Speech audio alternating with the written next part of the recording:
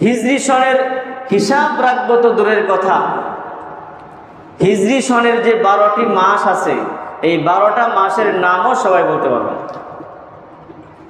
যেখানে হিজরি সনের চন্দ্র মাসের হিসাব রাখা হচ্ছে ফরজে কিফায়া, সেখানে হিজরি সনের যে 12টি মাস আছে মুহররম, সফর, রবিউল আউয়াল, রবিউল সানি, জমাদুল উলা, জমাদুল সানি,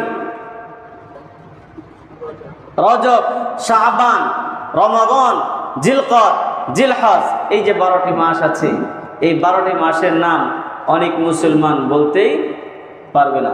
অথচ এই 12 মাসের সাথেই একজন মুসলমানের বিভিন্ন ইবাদত জড়িত আছে। শাবান মাসে লাইলাতুল বারাত রয়েছে, রমজান মাসে রমজান রোজা রয়েছে, শাওয়াল মাসে শাওয়ালের 6 রোজা রয়েছে, জিলহজ মাসে হজ রয়েছে।